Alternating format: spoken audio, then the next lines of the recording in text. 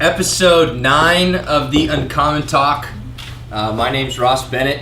I'm here with Rob Tyson and Ryan Crater. Usually in the past 7 weeks we've had a guest. The very first week we didn't.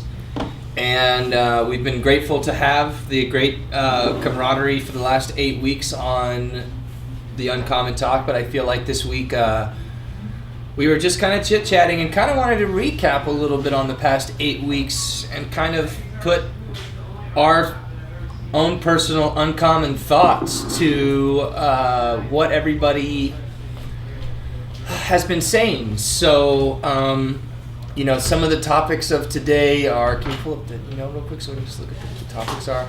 A lot of things we're going to talk about, of what you guys have heard, but from just our perspective this time. So like relationships, dealing with the financials, and who is the head of the household in the modern day world. Is it still traditional marriage? Man makes the money, or is it the breadwinner is the female, or is it both? And work-life balance. These are all the things that we've talked about these last 8 weeks. But I feel like the three of us have really not gotten to get into it, just the three of us. We want y'all to get to know us as well as our guests that come on the show. Yeah, I think that's the best way to put it in a nutshell, is that we want people to know about us. You guys ask us all the time. So let's just fucking jump into it.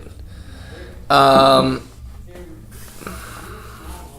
don't know which topic I really want to talk about first. Is there any ones that y'all want to talk about first before? Why don't we get into what the fuck just happened 5 minutes ago?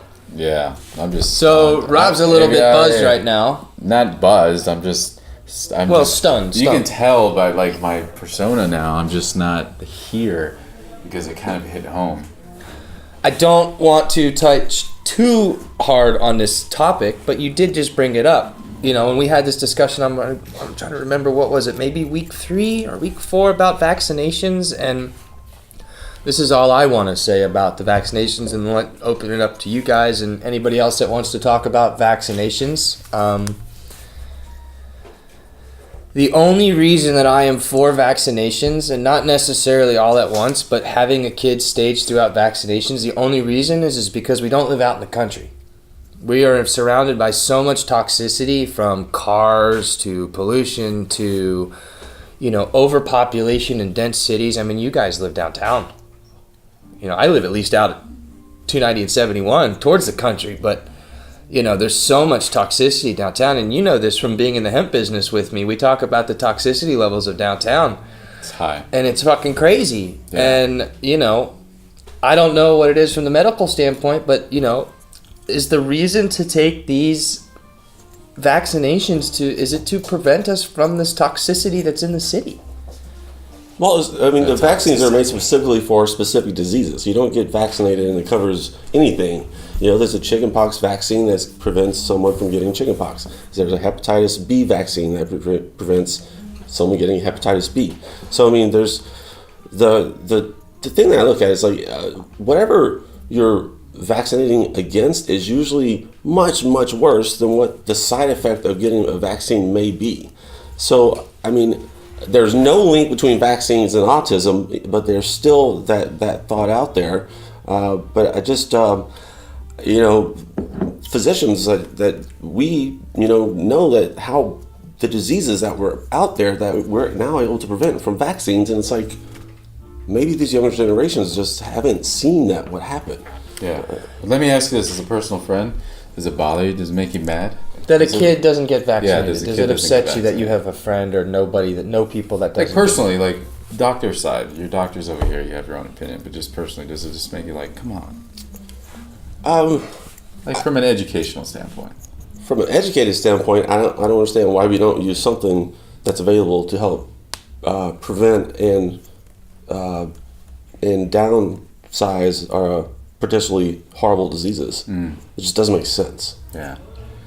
So, what about all those, freaking documentaries that came out, Vaxxed? But do you think there could be a different way? Let's get if we could get Monsanto's out of this equation, all right, and figure out a way that we're not breaking the bank for vaccinations, right? Like, just think about, I personally think there's a lot of negative stigma towards vaccinations and medication because it's all tied into the world of insurance, right? Like, and the medical world. And everybody hates the medical world because political discussions are all about insurance and healthcare reform and all this crap. It's just got a nasty vibration. Yet people don't understand that when you're under a knife saving a fucking life, like, it is life or death. And that you have these tools and these vaccinations and these insulin shots that you can give and these morphine for pain that's inside the hospital that literally keeps these people alive.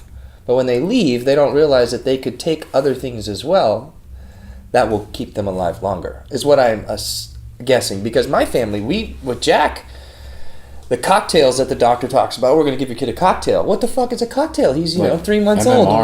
Right. Like, why does he need 7 shots in the first 3 months? If that could be explained a little bit. He can catch that. Like, if he doesn't have immunity to it, he's likely to get it. Have you seen? And then there's the whole thing about herd vaccination. It has to take a certain percentage of everyone being vaccinated for the disease to not actually exist in a society or be eradicated. Interesting. And since there's a larger and larger percentage of people not getting vaccinated, it's almost like if no one's vaccinated, it's opening up the disease even more. When they were trying to, all the work that's been done to try to enclose this disease by the people saying no vac, it's just reopening all these diseases. Well, that's the other thing. That's the other side of the coin. As I got older, I was educating on this stuff only 3 years ago, and I did as much information as quickly as I can. And his mother and I decided last minute, I think vaccines are important, and all of his family said are not important because I don't know. It's like it also goes back to the internet, right? It's like you look stuff up and it's like death, autism rates have risen by 70%. 1 in every 3 kids experiences autism. And so, but the other side of it is, like, why is Guillain-Barré syndrome starting to become more prevalent if it was eradicated like in the 50s or something? And the thing is because it does happen, Ryan. I don't know, I'm asking.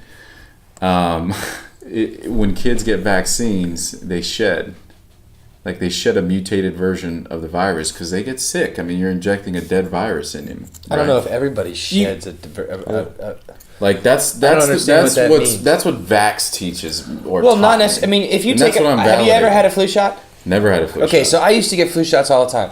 I never got like a shed type of thing where I think you're talking like a cold wind blew over you kind of deal and you shed that disease real quick. It's like contact, like skin to skin contact. How many times you get the flu shot every year? Yes. Have you ever felt like a bad disease being shed off you from getting your flu shot? You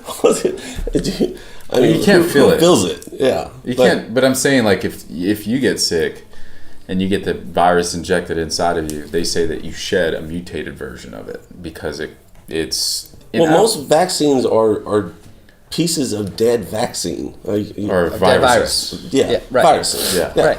Yeah. So I mean, if you. But on the contrary, look, my mood is a lot better now. I think we shed way more toxins than my mood is a lot better. Viruses. Do you know what polio is? Yeah. Have you seen someone with polio? It affects the nervous system, right? Yeah, it jacks up people's legs. My dad had it.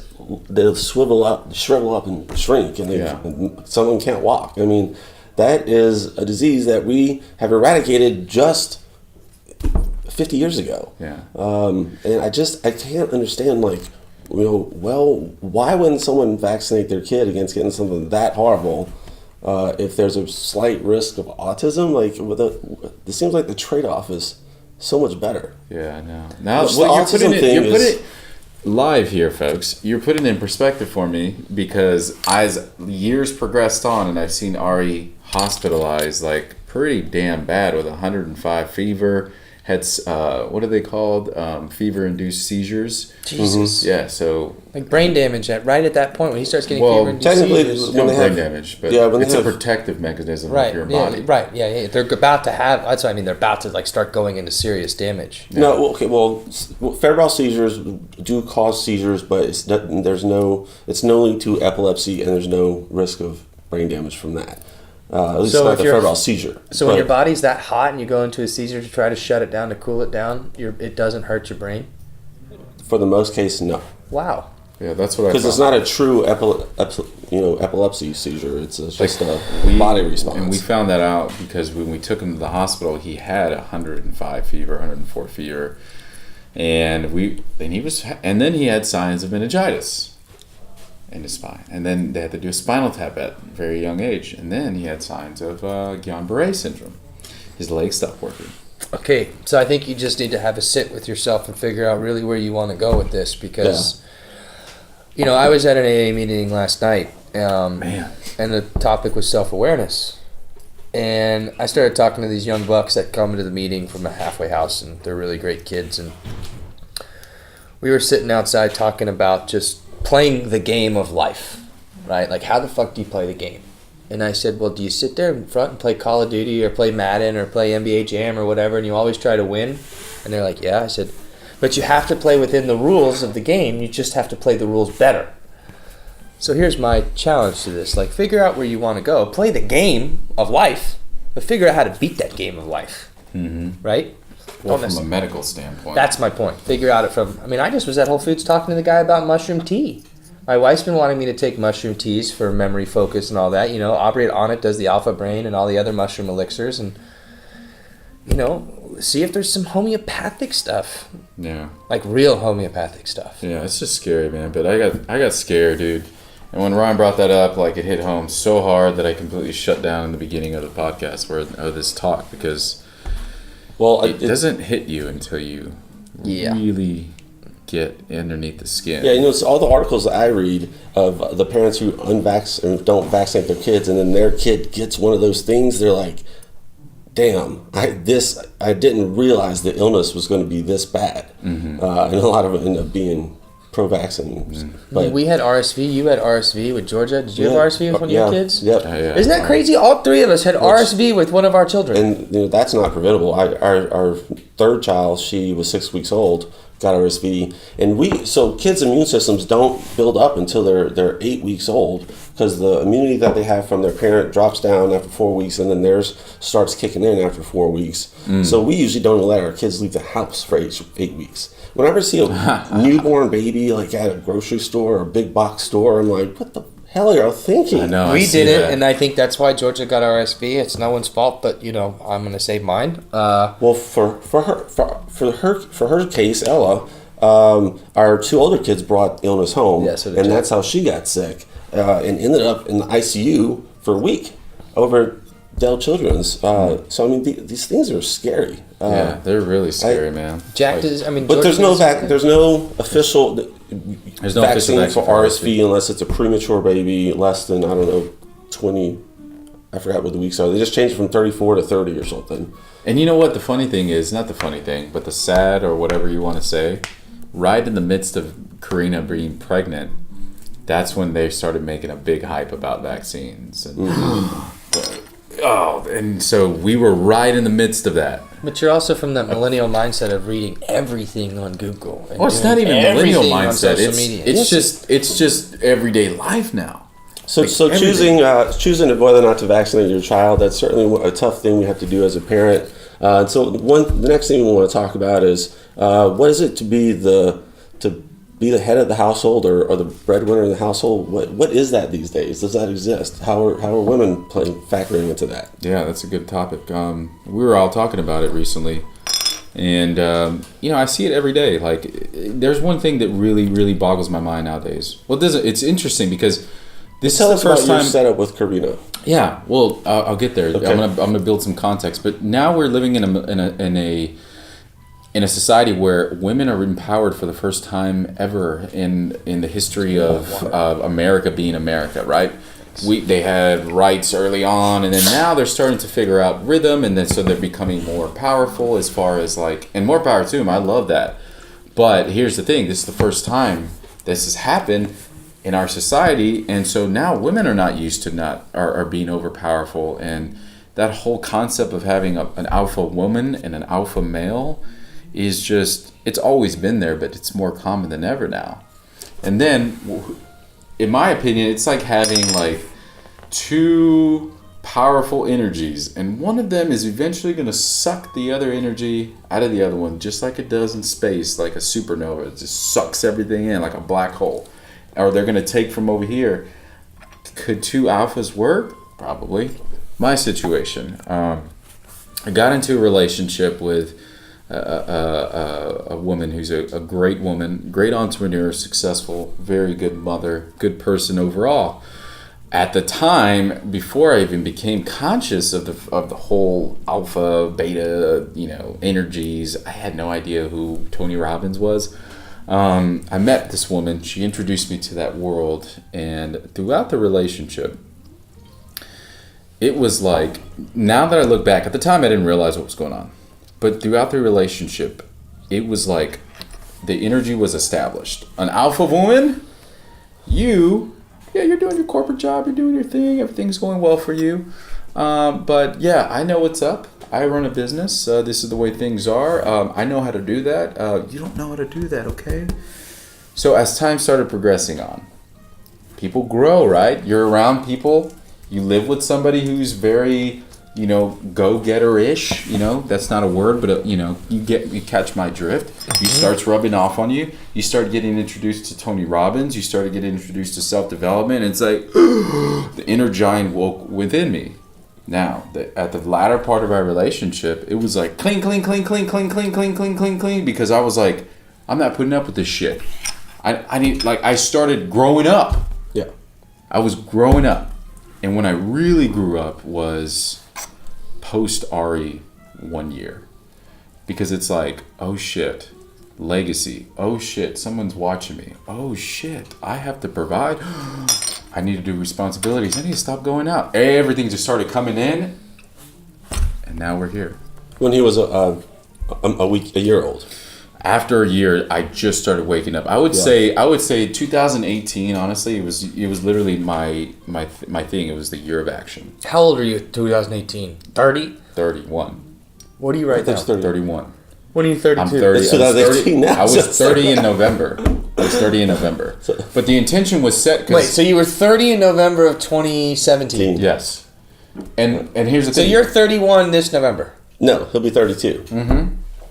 I'll be 32. But the breakup. November what? 26. Jack's the 24th.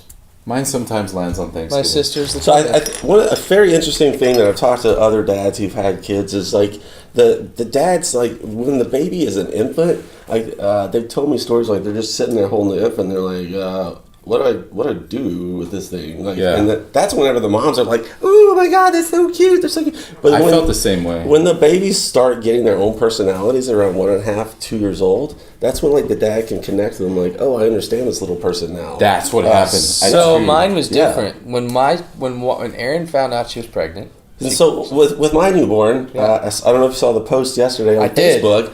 I'm like, I walk into the house when I'm gone from a week, and I'll look at the baby and I'll kind of go like, we have another baby? Oh, wow. Oh, shit, I forgot about that one. Right. You got 5. Yeah. Oh. Yeah, so it's like, oh, right. But I mean, I was in the same boat with you. It's like the timing thing, like, right? I don't know how you were when Karina was pregnant, but like the minute I found out I was having a boy, I mean, I was buying fucking shoes. I was getting camo ready. I was planning out dove hunts and deer hunts and talking to Pops about what kind of cars we're going to build and getting all that shit. Like, I knew that my legacy, that like, I mean, I sat down with my dad and my uncle, and before he passed away, my brother and my cousin, and we were talking like, hey, dude, everyone else is a woman. You're the last one that can carry on your name, our family's name. Bennett is gone unless you produce a boy. and you did. And I did, and there's Jack Sugars, and so I just see my legacy, like my lineage is running around, right? So that responsibility thing. But at the same time, I want him to know, man, that I'm a fucking wild and carefree guy, smoke pot, like hang out. Yeah, don't drink alcohol, got in trouble a couple times, teach him the law, like let him run his life. But also, I'm still going to go out and I'll do my thing, but I'm also going to, But what did you think about him? But when Georgia shows up, I didn't. I mean, when Jack showed up, dude. But 9 months before Jack was here, I was fucking over the moon. Okay, but Jack was my life. I didn't want to let Jack go. That was the idea of Jack. The idea of Jack. You were. And then when Jack showed up, I was was changing diapers. I didn't want to let him go. I was always around him. Like he was my fucking little dude. Oh, so yeah, I had really. But now with Georgia, I didn't touch Georgia for 5 months, 5.5 months. Okay.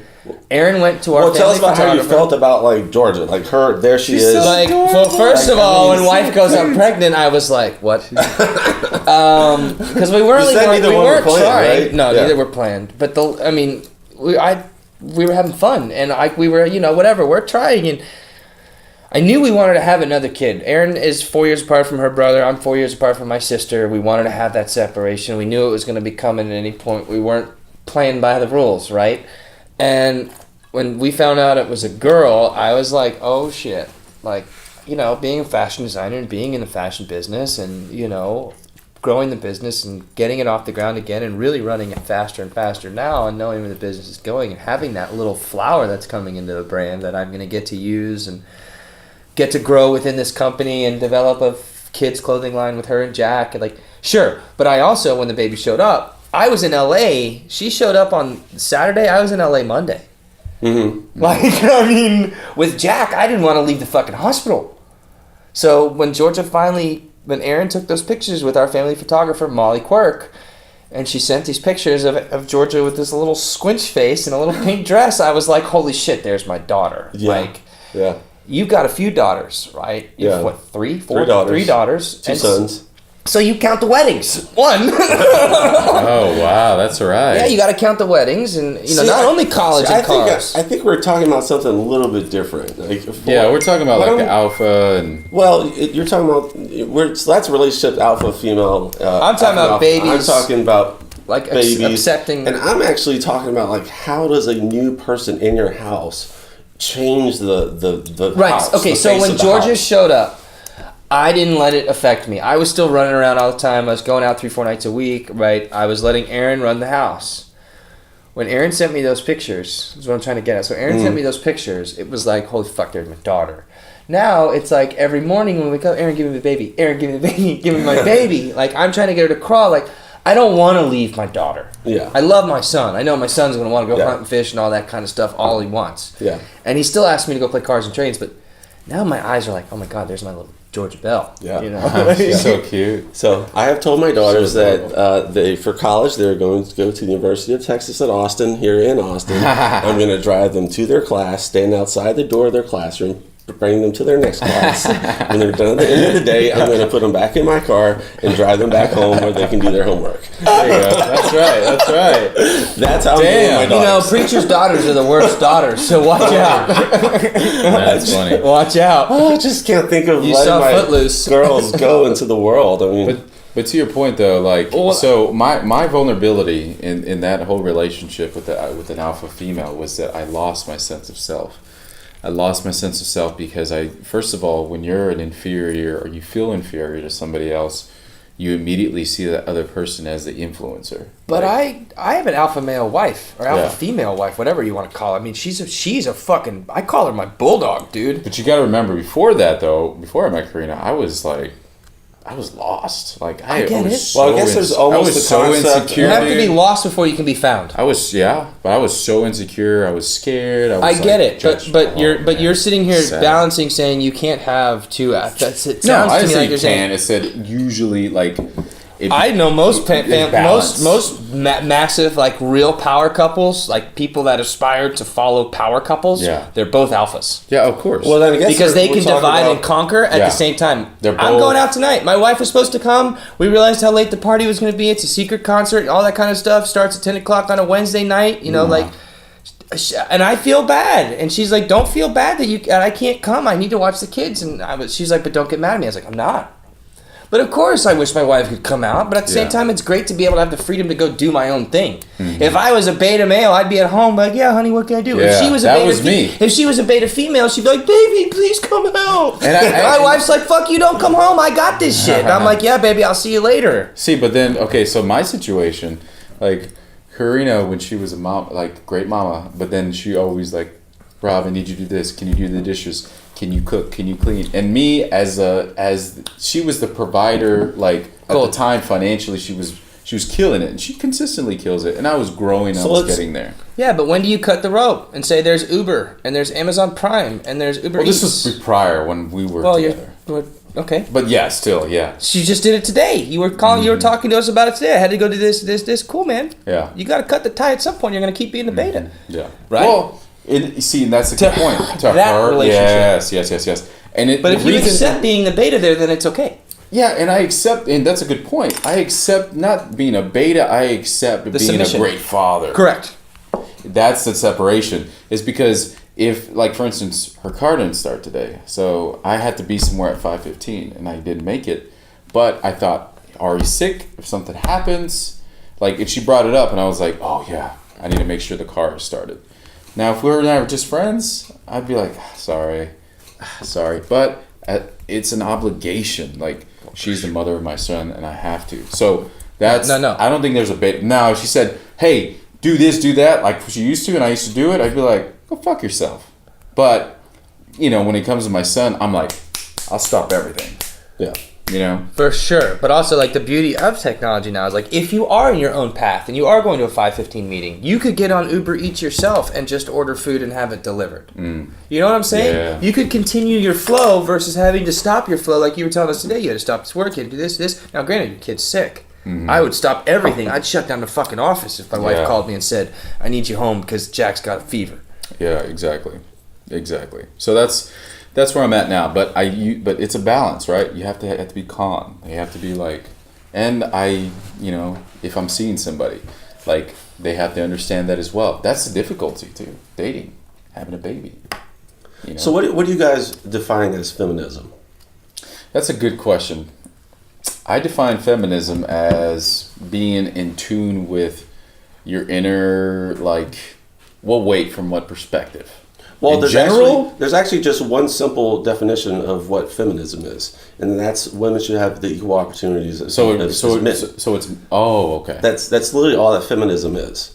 And they should. And I don't think and they should, right? I don't see what the fucking problem is. What's between your legs? Why that controls what you do? I don't either. Honestly, what does it matter? So President Justin Trudeau of Canada, the Canadian president, he said, of course I'm a feminist. And for him to just say it so bluntly about a year ago, or maybe two, I'm like, yeah, why? Let me look it up. And I looked up the definition of feminism, and I'm like, well, I've been that way since I'm a kid. I think girls and females, women should have the same opportunity as men. My mom was a fucking boss hog back in the 80s. Ran a cable company in Houston. Like, was the vice president of the cable company. Yeah. Like, in the but 80s. now, like, feminism is such a dirty word, and I don't think it should be. Because, of course. So, like, feminism, like, it's like women empowerment, right? That's right. What people think of. Well, here's the problem. I'm it only takes all about 1% negativity to make the entire world turn, right? In culture, I'm a feminist. Like, when women are saying that, like, men are feeling fearful of that. And it's not word. Like they want to destroy men. All they're saying is, just give us the same opportunities that you have. Yeah. You need to go up and speak that on a podium. There you go. Here's your podium. But it's the truth. But it is the truth, though. I agree. And honestly, I love that women are becoming more empowered. Not just saying that because it's politically, I really do, because I was raised by mostly women. I didn't have a lot of men in my life besides my grandpa. He raised me pretty much. But besides that, and I love it, man, because, like, but then there's some women, though, and you know this, that take a little bit too far. Wow. They're like, we deserve this, this, and this.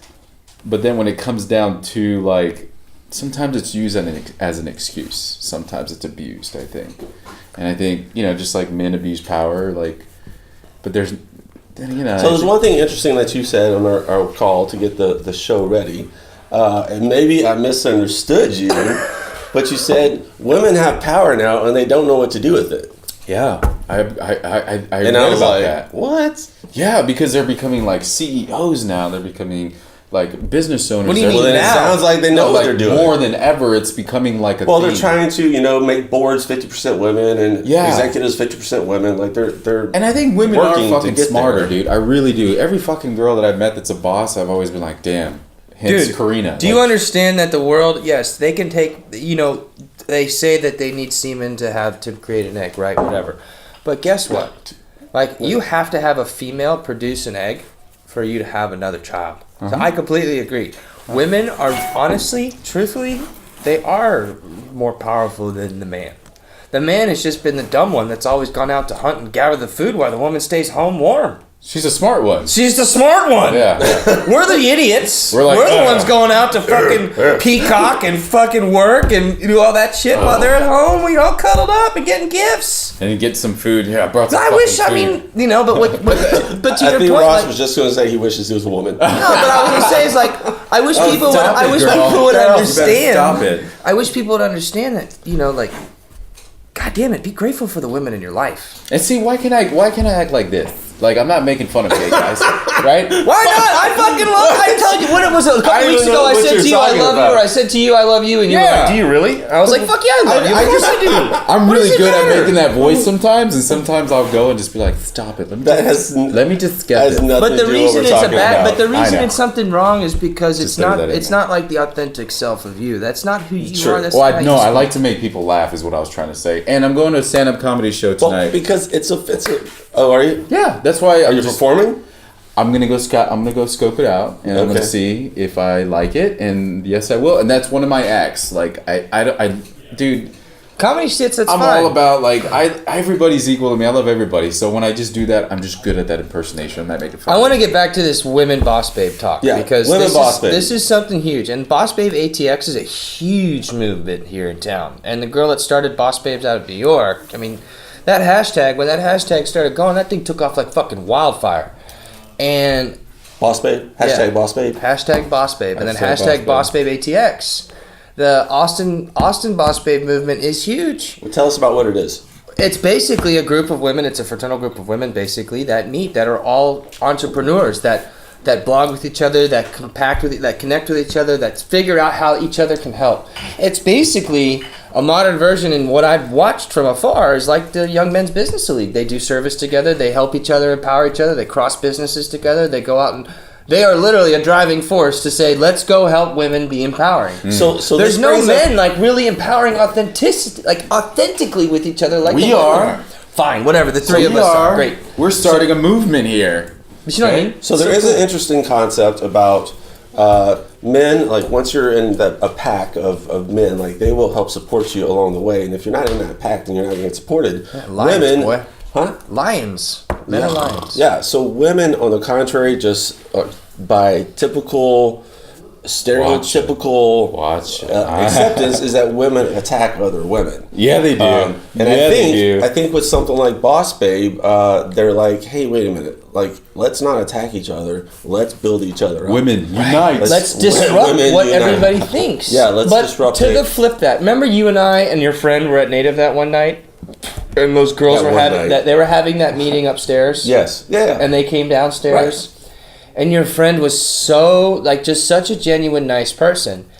And I study, we talk about this all the time, I study, like, authentic self out in public, and I look at people, and I study how they are dressed. You're an versus how they ethologist carry- of humans.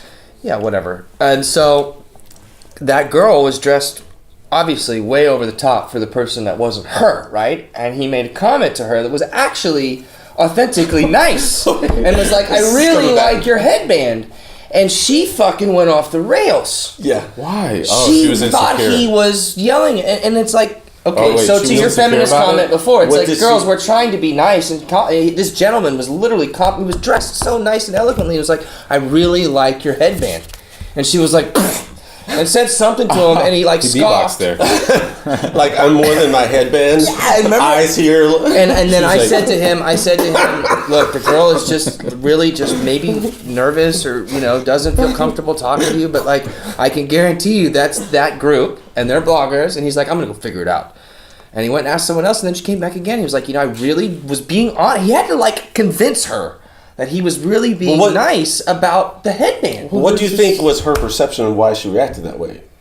From my standpoint of studying communication with clothing, if you don't believe what you're wearing is actually you're You're insecure. gonna be insecure, and you're gonna You throw hear in that? defense mode. Okay, So if you don't want, So here's the deal. Let's say like you want to look Man, I'm fly doing a as lot hell, of and you're gonna go fucking buy some feminine. clothes because you see something on Instagram Thanks. that you're like, God damn, man, that guy's fly. He's got those girls. I'm gonna go dress like that. Oh yeah, because that's do what y'all I do wanna that? be. Okay, Do I do that? No. Do you compliment dudes and be like, that dude's a good looking dude? Like, Sure. Yeah, I don't But give as a long shit as it's, about that. but hold on, we're going against what I'm talking about. We're talking about authenticity of dressing and communication.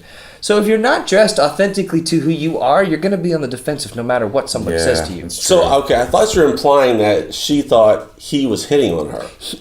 I don't know No, what no. it was, but she didn't feel comfortable in what He's she was saying, wearing. but- She was trying to put on an act to be cool to be in that group. She thought he was like being sarcastic. Whereas that might that Nice Like- headband. that might have not. motherfucker. Nice headband, bitch. Whereas if she was comfortable in that clothing, like when I'm out, like earlier today, you know, I'm dressed like this with the red jacket, polka Dude, dot I tie, love my whatever, clothing right now. and someone's like, "Damn, you look 1994. good." I was like, "I appreciate that." Yeah. Or that red jacket was loud. Thanks. Like There you I go. love it. Versus if I didn't like it, I would have been like, whatever. What do you mean I look pretty today? Don't I look pretty every day? Oh So yeah, what is that? You Yeah. can't. There's never a fucking point. There's no win. Oh my god, you look babe. so pretty today. Like, babe, you look good today. So Today? Have you never listened Today? to your elders and they just say, "Happy life is a happy wife"? Just keep saying yes. I don't know. Oh, if we could. Oh, you know what I have learned has been happy wife, happy life. I have learned to say the stereotypical thing that's been on sitcoms for the last 40, 50 years. 1, 2, 3. Yes, dear. Oh, my dad's like 67 years old, and he tells me every fucking day, or anytime I talk about a relationship, he goes, "Robert, I've been with your mother for 30 years. What do I always say since you were little?" And I was like, "You say yes, dear." That He's word like, is I- only said at the ranch. That last Dude. one you said. That does not come in the Yes, house as a dear. deer is I- not. You're like, accepted in- "Dear." It's I am the- yes, I'm the- ma'am, or I'm the yes, breadwinner Aaron. of- It's not yes, dear. I'm Deer the is- breadwinner of my family. I'm the alpha male or as a beta female. But like when she just gets like I fight back. Like that's Your what phone's ringing. It's That's what I Laura. want to I'm just do. kidding. But man, I finally just at the beginning of the calendar year. I was Yeah. like, I can't take this anymore.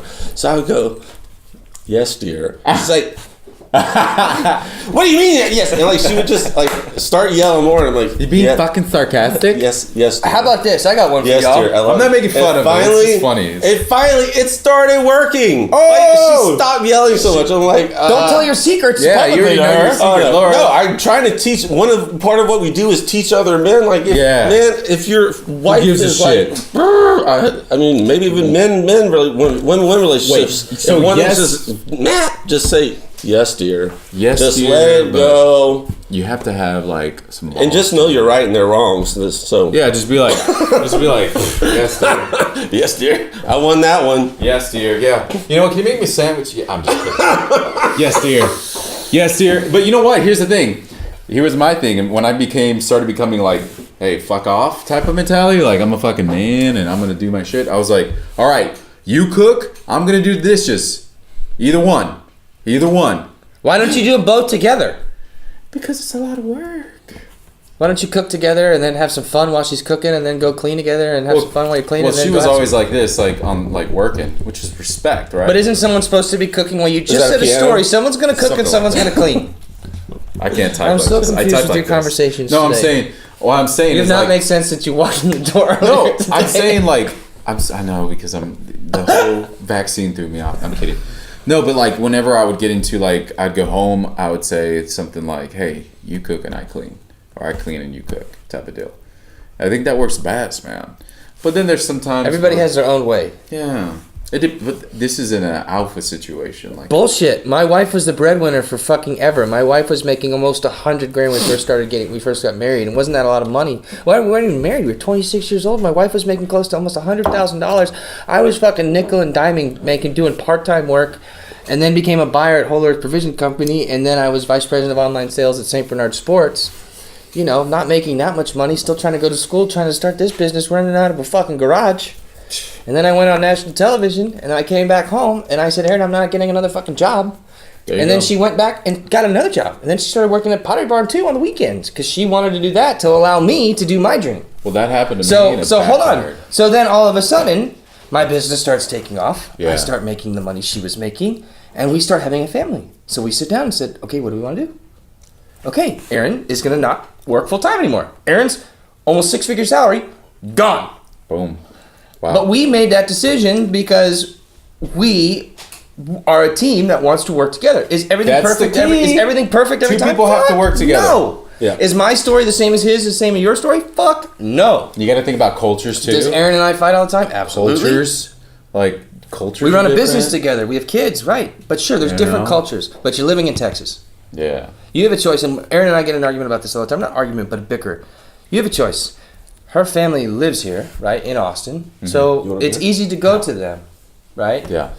Well, my family lives in Dallas. It's not easy to go to them. If we lived in, let's just say, fucking Ohio, not going to mom and dad. Ain't happening. That's kind of how Karina and I are. So we made a pact between the two of us. Cool. This was like 4 or 5 months ago. No more calling mom and dad for things. Guess how much better life is? Holy shit. Because we are tackling things on together as a family. That's the key. Because Yeah, we've that's what I- decided to be married to each other or together with each other. Marriage, I don't know what you really want to call marriage any day. I saw something recently, the divorce rate's through the roof because of millennials and blah, blah, blah, blah. They're thinking, this whole polygamy idea and multi-marriage and multi-partners is the way to go because people Or not even getting married. are not even getting married and just having kids. They're waiting to get established first. Well, that's and so then they get stupid married. because I read it yesterday. And is marriage even needed anymore? Right, so it's a like, whole other topic. but the I thing think- is if you bring in people into this world underneath you, it's your job and obligation to make sure that lineage is carried on until you die. You know what I think the last, Right? yeah, I agree. And the people that bring that life into the world, Yeah. whether it's adopted or birth. My parents, Fred and Andrea, adopted me. They didn't bring me into this world by DNA. Mm-hmm. But they felt they had an obligation to raise an adopted child, Yeah. right? Yeah. That was not their DNA, but they were a mother and a father who tried for years that couldn't have a kid, that said, let's adopt one and go raise a family together. Right? Both of them were workaholics. Ran a cable company. Dad, US, I can't talk about it, but whatever, And yeah, they never saw each other, but they wanted a family. Mm-hmm. So it's like, that's kind of how I am. And you don't ever see your wife, you have 5 fucking kids. Yeah, so, one thing I was wanting to talk about is, what about spending quality time with your kids? Like, I feel a lot of guilt for not being able to spend enough time with them. I don't work anywhere in my hometown of Austin. Right now, I'm working 3 hours from here, and I do 24-hour shifts. I usually do 24 on, 24 off for days. And I actually, besides coming back for the podcast last week, I haven't seen my kids since the 13th, and now it's the 25th. So that's 12 days. Today, last night, I got home at 11 because I had to sleep before I came home, and then I slept today till 3.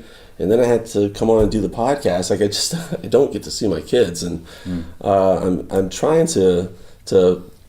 I'm trying to figure out how I can spend more quality time with my kids. And I think Rob, you do a really good job of making sure you do things with Ari. And I noticed that you usually set aside time for Jack and Georgia. You've got to. I feel like it's part of our balance of life.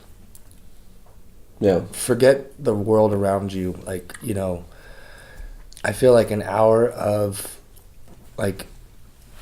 true attention to those kids. Because I'm the same way, man. I don't see my kids. For sure. I don't see them. I get to see Jack in the morning when he wakes up, and then I go. So usually what I do is I have my Apple Calendar. It's just all packed full, and then I'll stick in some hours right there, spend time with the kids here, and we'll go and do something. But That's awesome. That's just I do schedule time with them. Do you FaceTime them when you're in Crockett? They more FaceTime me. Yeah, even Good, my so your 3-year-old. interaction. Yeah, Your 3-year-old's like, Daddy. Yeah. Dad. Yeah, and he doesn't know where Dad.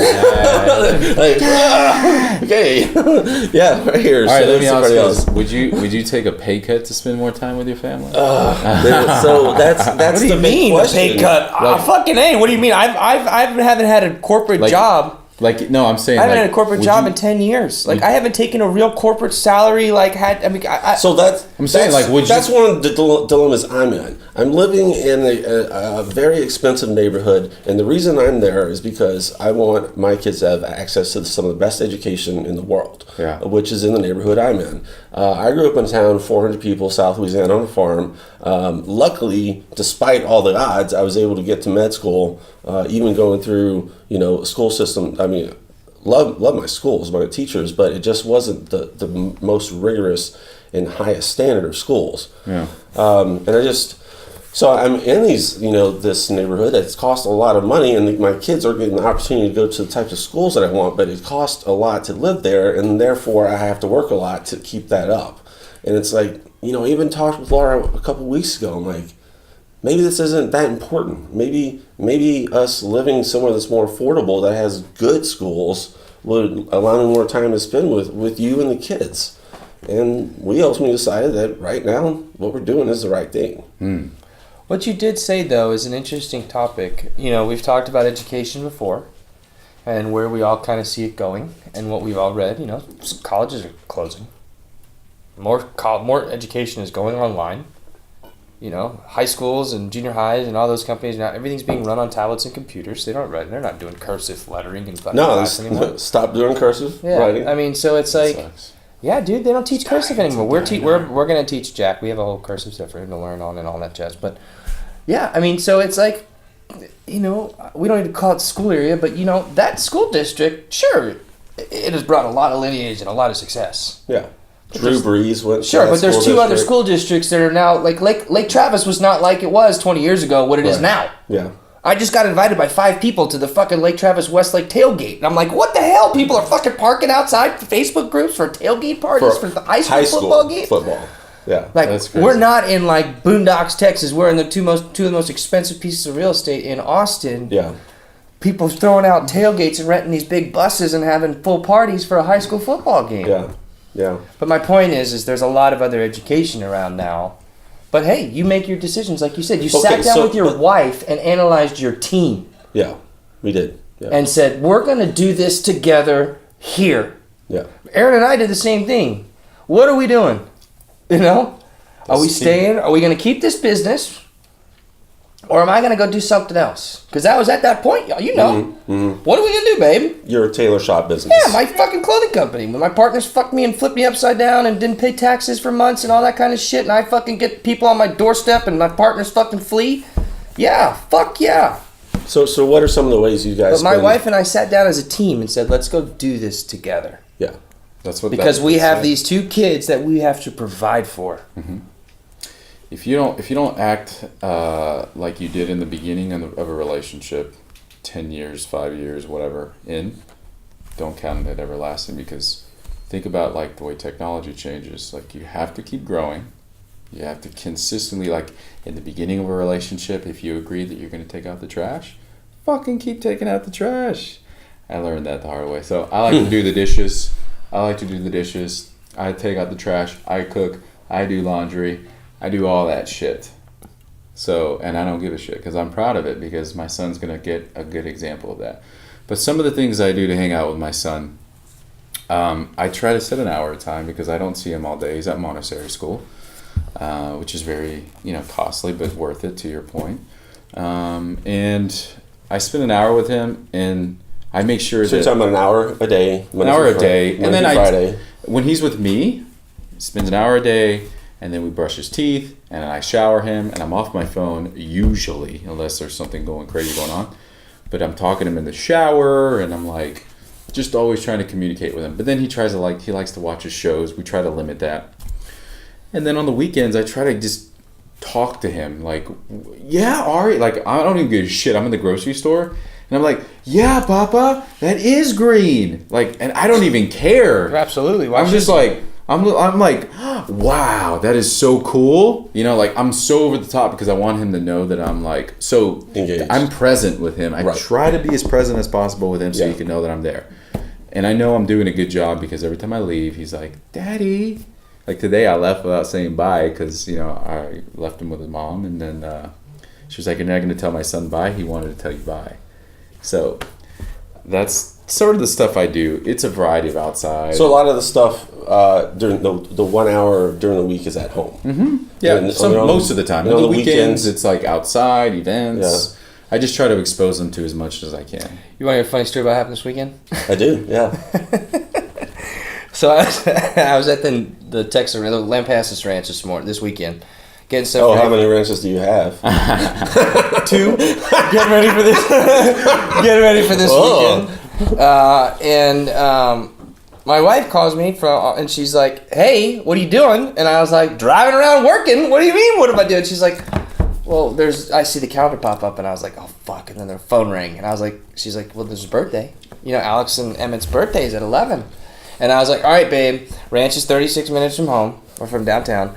I'll be there by noon. I'll be an hour late, but I will be there." And I told my buddy, "We got 30 minutes to work. I got to get in the truck. We got to go." Now we get to the party. My son, as much as I was involved in team sports and all that stuff, started playing them at 4 years old, I fucking cannot stand that the 8th grade trophy is the exact same as or 8th place trophy is the same as the 1st place trophy. Fuck that bullshit. Are they actually placed though? They literally get first place and 8th place gets the exact same trophy. But are they labeled first place, 2nd place, 3rd place? I think I'm so. surprised they're still doing that. So I don't believe in that shit. My son's gonna play golf and tennis, and those are the only 2 sports you can't get a place in, except for the fucking score that you have or the sets that you win. Okay. Or soccer. All right. Well, soccer too, sure. Maybe. But that's a team thing. But my point is, is like you can't get like, you know, your first place trophy and your 8th place trophy is the same. Like not happening. Not dealing with that in like football or something like that. So anyway, there's a piñata. You guys know I've been teaching my son to fish and hunt since he was 18 months old. And there's a piñata and it's a shark. And all the other kids... At the party. Yeah, at the party. And all the other kids are in their matching fucking football jerseys with their dad, matching jerseys. It's all cool, whatever. Like, fine. I roll up and I'm coming off the ranch. So I'm in jeans and boots, camo shirt. My son's over there looking like Huck Finn. His jeans are rolled up. Only kid in the room has no shoes on, camo shirt, running around. And it's his turn to hit the piñata. And all of his friends are like swinging as hard as they can. All of his friends' dads are like, "Yeah, boy, get it, son." You know, my kid gets up there and starts throwing it like a fishing rod, trying to catch the fucking shark. And I think he swung once real hard, and everyone kind of looked around. Fucking hilarious. And I was like, "It's all right, boy. I love you. Don't worry about it." And all the dads started looking at me, and I'm like, "Jack," and I was like, "Yeah, well, my son shoots a .410 at 18 months." And they're all like, "What?" Yeah. And I was like, "Yeah, I'm sorry. My son raises chickens and he gardens and he ranches and he's been on tractors. Like, what has your son done? Like, hit a fucking T-ball and you're teaching him, yeah, boy!" Like, I mean, it's all good to each his own, but like... What skill? My point is like my life, my time with my son... Fish. Right. The time that I have with my son, I want to teach him as much nurture that I can teach him. Yeah. Nurturing and love and attention of caring for animals and caring for land and loving the ones around you, right? Because all the chaos that they get at school, whether it's sickness or illness or education or sports or curriculum, right? They're not going to get the nurturing aspect of love and care in today's education. It just doesn't happen. Yeah. So like nurture, like I was posting on my Instagram stories last night that I like little furry animals. Like I saw that. I think they're cute. My most favorite animal on the planet is called a quokka. Look it up. It's Quokka. It's the only mammal that is biologically able to smile. So I love that animal. It's adorable, and I love sloths, and I love that little mouse in my Instagram stories. Like, but if it came down to it, like I know I love fishing and I love football and all that other shit. But then if I go and tell not you guys, but if I tell another guy, I was like, "Oh, look at that little." Hey, so for our last few minutes, let's talk about are men able to be vulnerable? Yes. That's what I think he's getting at. That's what I'm getting at. Yeah, right. So you know, one thing that I was telling with you guys is like, I've got to be the strong man for my wife. I've got to be the strong man for my children. I've got to be the strong man for my patients. I've got to be the strong person for my patients' families. I got to be the strong person for my nursing staff. I have to be strong for the CEO to critique me. And it's like all these people are pointing at me, like expecting me to perform to the highest level of what each one of them expect. And I've got to play that game of being Dr. Crater of what they expect. And it is fucking hard. Yeah. Sometimes I just would go in my office and close the door and I'm like, who the fuck can I lean on? Who can I go to? Who do you lean on? Well, I mean, the obvious answer would be Jesus. That's who you lean on. That's the way the church teaches you if you're a Christian, or God. But whatever, higher power. Let's just say that. Higher power. I mean, that's really what it boils down to. I mean, it is tough. I mean, it's hard when you've got so many people expecting you to live to the highest expectation. Yeah. That's why I get in the dirt. Seriously, that's why I guard. Really, the only thing that we can do is just escape everything for a while. Yeah, what is your escapism? What are y'all's escapism? What used to be the gym, I haven't been able to go to the gym in 6 months. Jesus. Mine Yeah, is just my schedule and my career has changed recently. That's another story, but In a good way or a bad way?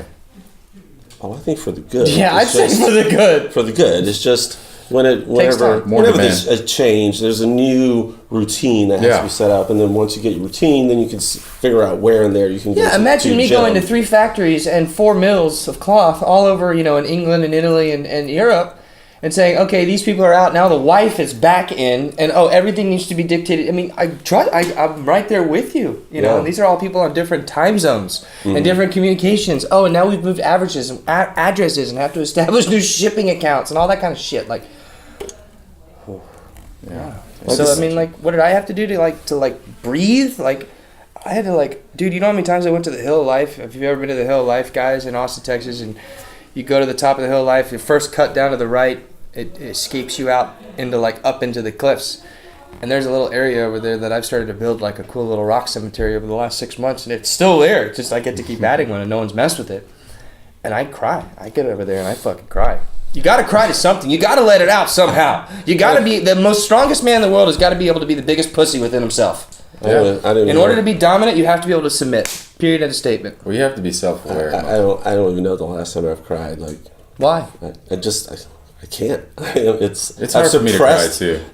so much of who I am that it's like I'm just on.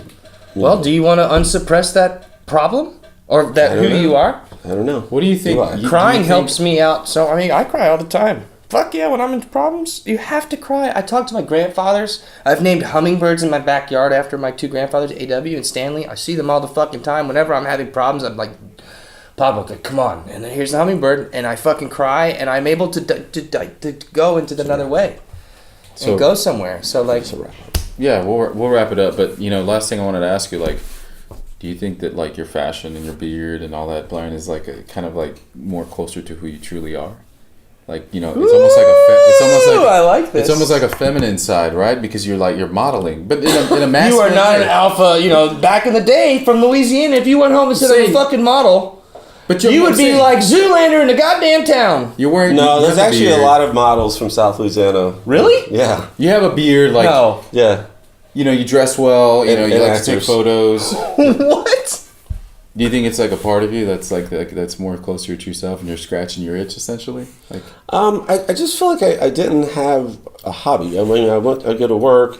I was a husband, a dad, and I go to the gym. That was all that there was of me. And then this beard thing happened. I just kind of accidentally stumbled into it.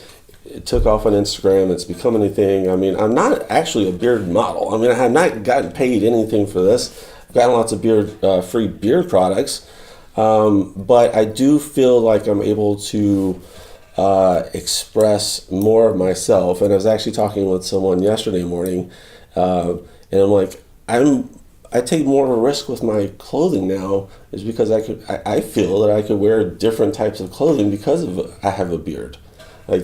You think it's because you have a beard, or because you have this confidence within yourself now that there's a lot of people following you and giving you encouragement to keep going?